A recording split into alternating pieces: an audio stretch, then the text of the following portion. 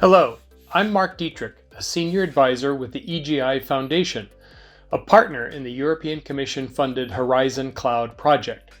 H-Cloud was established to consider the future of cloud computing in Europe. The H-Cloud project examines obstacles to cloud adoption in Europe and proposes strategic actions to increase adoption, accelerate digital transformation, and enable the hoped-for socioeconomic and environmental benefits. Our conclusions are captured in our strategic analysis and a companion strategic research, innovation, and deployment agenda.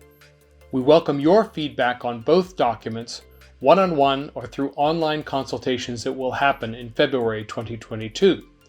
You can also link from each one of these videos to an online survey where you can pick the most important recommendations. We have organized our findings and our recommendations into 7 sections, illustrated in this diagram, each with a video overview like this one. Let's look at the 4th pillar of our model, foundations. Cybersecurity and skills are 2 important cornerstones of the EU's cloud strategy. They are outside the scope of our project, but we offer a few recommendations in these areas.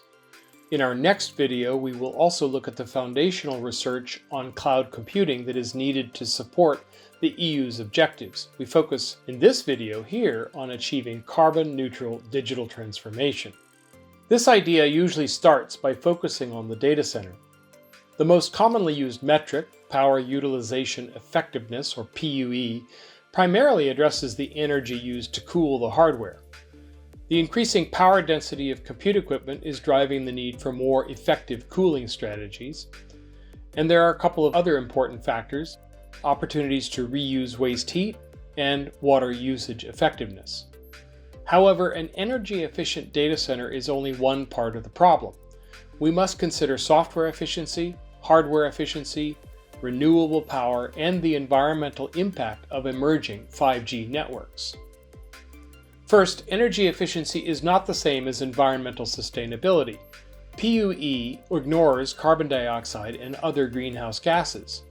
Carbon offsets are often mentioned as a solution, but that's just accounting and it's not sustainable.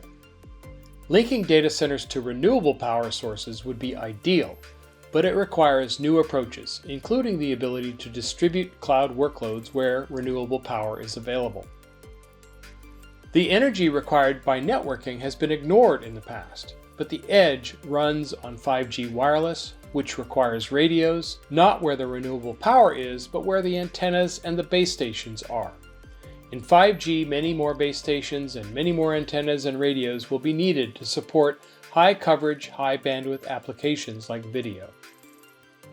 When we walk back into the data center, we see all the racks of hardware, compute, and storage. Compute servers consume most of the power. Moore's law used to keep our capital budgets and our power bills under control, even with workloads growing at 40 to 50% per year. As Moore's law wanes, our power requirements will start increasing every year, so energy efficiency will be more and more critical. Cloud providers will need to give customers the information they need to make smart choices in how they use these systems. Finally, software still drives this entire stack of technologies. No matter how efficient all the other pieces are, they can't mask the effects of bad software. In fact, it's been the other way around recently, with good software, specifically virtualization, keeping IT industry power demands under control, even in the face of inefficiencies in the rest of the stack.